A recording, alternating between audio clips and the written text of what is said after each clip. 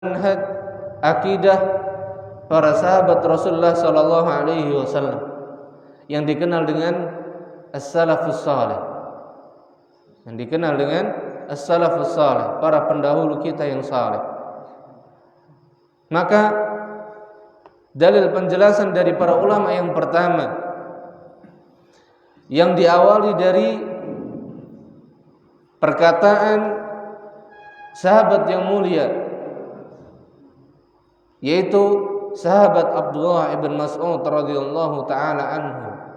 Beliau berkata, sahabat Abdullah ibn Mas'ud radhiyallahu taala anhu berkata, ittabi'u, ittiba'lah kalian kepada Rasulullah sallallahu alaihi wasallam dan para sahabatnya. Beliau berkata, ittabi'u, ittiba'lah, ikutlah kalian, ikutilah oleh kalian Rasulullah sallallahu alaihi wasallam beserta para sahabatnya.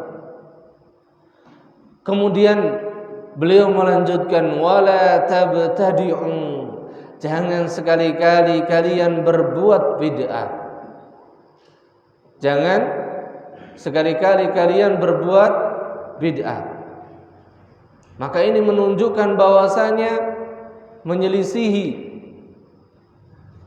apa yang diyakini oleh Rasulullah sallallahu alaihi wasallam dan para sahabatnya merupakan perkara bid'ah. Merupakan perkara bid'ah. Faqad kufitum, karena sesungguhnya kalian telah dicukupi dengan Islam ini. Karena sesungguhnya kalian telah dicukupi dengan Islam ini. Wa kullu bid'atin dhalalah, dan setiap bid'ah adalah kesesatan. Maka apa yang ada pada para sahabat Rasulullah sallallahu alaihi wasallam yang mereka mengambilnya langsung dari Rasulnya Muhammad sallallahu alaihi wasallam, maka itulah agama yang mencukupi bagi kita semuanya. Maka itulah agama yang sangat cukup bagi kita. Maka kalau kita ingin menjadikan agama kita ini sempurna dan cukup, maka hendaknya kita mengikuti dan mencukupkan diri dengan apa yang ada pada para sahabat Rasulullah sallallahu alaihi wasallam.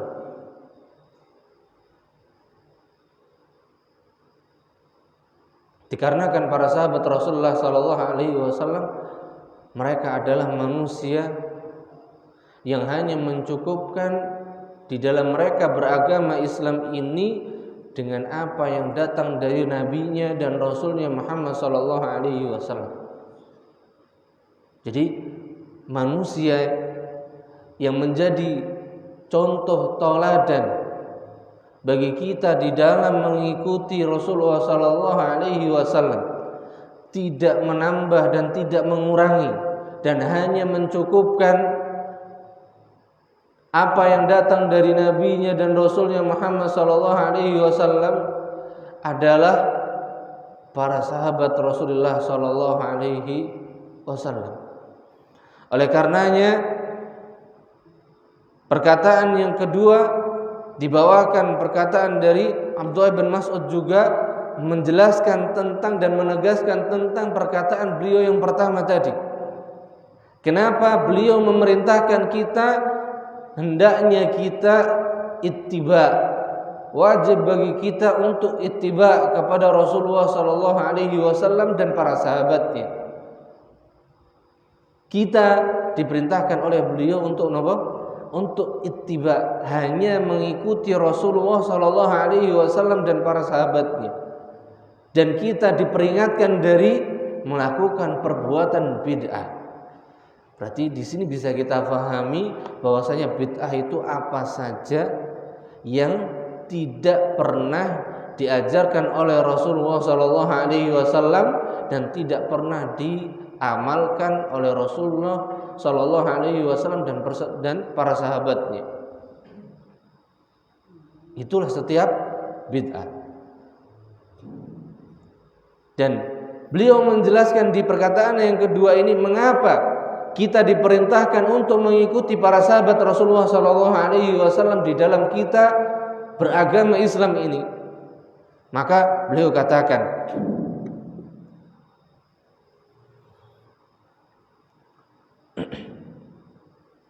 Inna Allaha nadhara ila qulubil ibadi.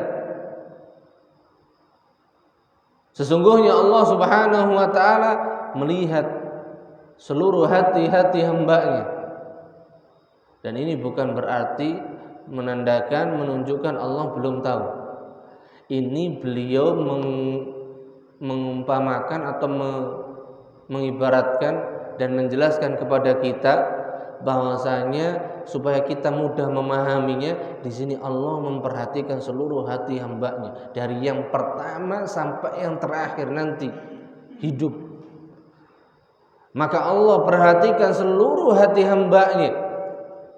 Maka kata beliau, kata sahabat yang mulia Abdullah bin Abbas, fawajada qalba Muhammadin sallallahu alaihi wasallam khaira qulubil ibadi. Maka Allah Subhanahu wa taala mendapati, sekali lagi di sini bukan menunjukkan bahwasanya Allah tidak tahu sebelumnya. Allah sudah tahu.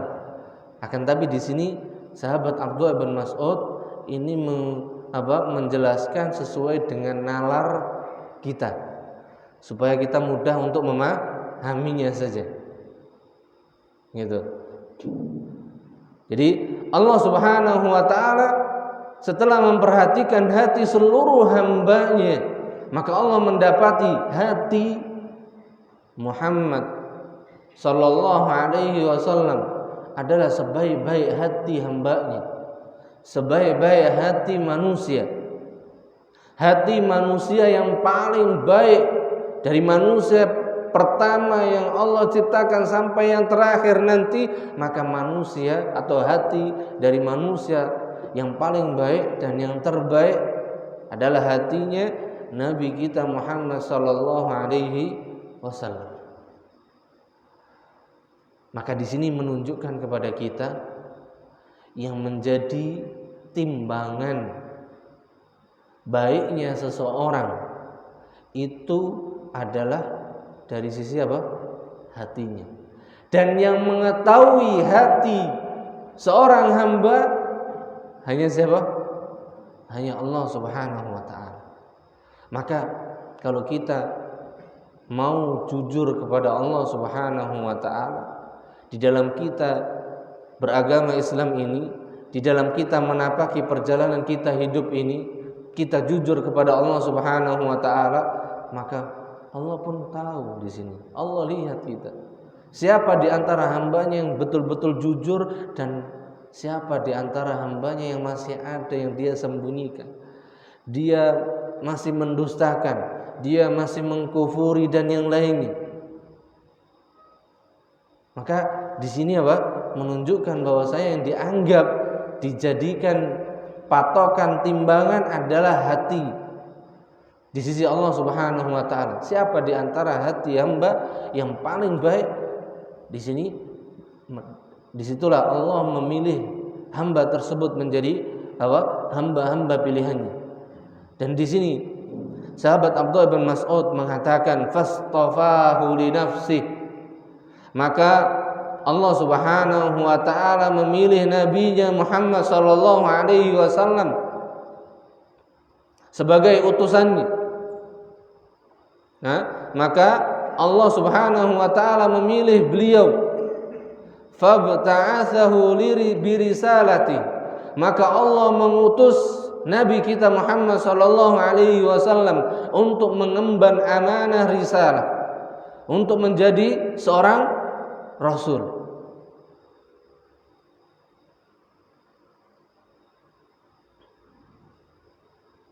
Dan ini merupakan karunia Allah Subhanahu wa taala yang Allah berikan untuk Nabi kita Muhammad sallallahu alaihi wasallam. Karena setiap keutamaan, kemuliaan, maka semuanya berpulang kepada siapa? Al-Khaliq, Allah Subhanahu wa taala. Di sini Allah memilih beliau dan Allah jadikan perangkat-perangkat tersebut ada pada diri Nabi kita Muhammad sallallahu alaihi wasallam. Di antara perangkat tersebut adalah apa? Baiknya hati. Dan baiknya hati ini melebihi baiknya hati seluruh hambanya.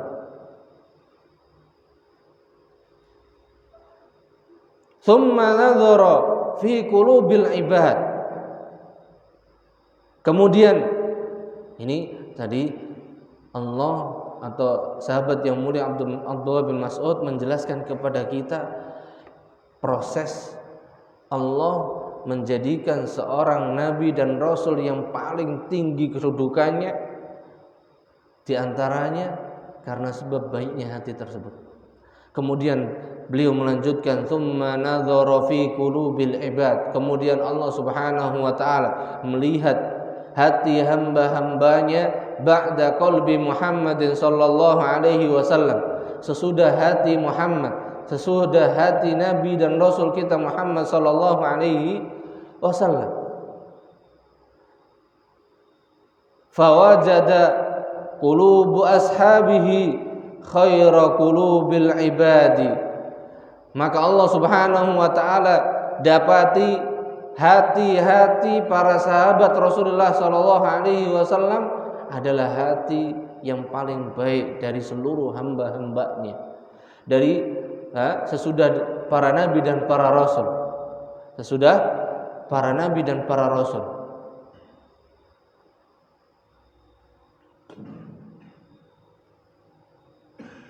Faja'alahum, dan dengan sebab itulah, dan di sini membuktikan bahwasanya hatinya para sahabat Rasulullah sallallahu alaihi wasallam hati yang paling sempurna, hati yang paling baik. Faja'alahum wuzara'a nabiyhi, maka Allah Subhanahu wa taala jadikan mereka wazir. Wazir itu menteri-menteri nabinya,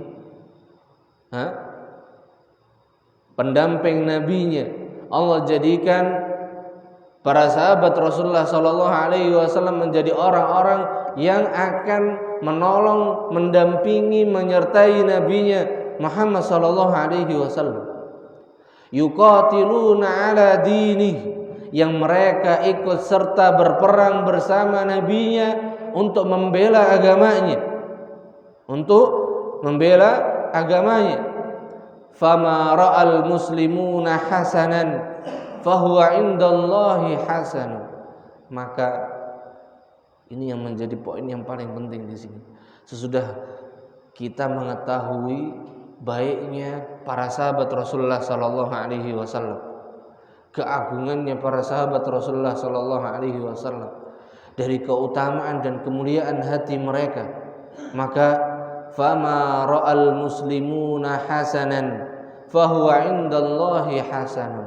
Maka apa saja yang dipandang baik oleh orang-orang muslimin, oleh kaum muslimin sebagai sebuah kebaikan, fahuwa indallahi hasanun, maka perkara itu di sisi Allah Subhanahu wa taala pun baik. Maka siapa yang dimaksudkan dengan al-muslimun di sini? Maka kembali kepada kalimat yang sebelumnya. Berarti tidak ada lain yang dimaksudkan dengan kata al-muslimun di sini yang membela rasulnya, nabinya, melainkan siapa? Para sahabat Rasulullah sallallahu alaihi wasallam. Maka apa saja yang dipandang baik oleh para sahabat Rasulullah sallallahu alaihi wasallam, maka patokan kebaikan, patokan kebenaran itu apa yang dianggap baik dan dianggap benar oleh para sahabat Rasulullah sallallahu alaihi wasallam. Maka perkara tersebut pun baik di sisi Allah Subhanahu wa taala. Kemudian wa ma ra'au sayyi'an, dan apa saja yang dipandang jelek, buruk oleh para sahabat Rasulullah sallallahu alaihi wasallam, fahuwa indallahi sayyi'un. Maka hal itu juga di sisi Allah merupakan apa? Keburukan dan kesesatan. Nah, keburukan dan kejelekan. Maka standar ukuran jeleknya, buruknya sesuatu itu kalau dianggap oleh para sahabat Rasulullah sallallahu alaihi wasallam sebagai apa? Keburukan dan kejelekan. Maka disinilah agama kita dan cara beragama kita. Karena kita tidak mungkin menganggap suatu itu baik yang tidak pernah dianggap baik oleh mereka. Sedangkan mereka beragama langsung mengambil dari nabinya dan rasulnya Muhammad sallallahu alaihi wasallam. Kemudian kita katakan perkara ini sekarang baik yang dahulu mereka tidak katakan baik. Sekarang kita katakan buruk yang dahulu mereka tidak katakan sebagai keburukan. Apakah mungkin? Maka jawabannya tidak mungkin. Dan inilah akidah yang diajarkan oleh para sahabat Rasulullah sallallahu alaihi wasallam. Dan ini yang bersaksi adalah seorang sahabat yang mulia, sahabat Abdullah bin Mas'ud radhiyallahu taala anhu. Beliau melihat keagungan dan keutamaannya siapa? Seluruh para sahabat Nabi kita Muhammad sallallahu alaihi wasallam. Dan beliau sedang menggambar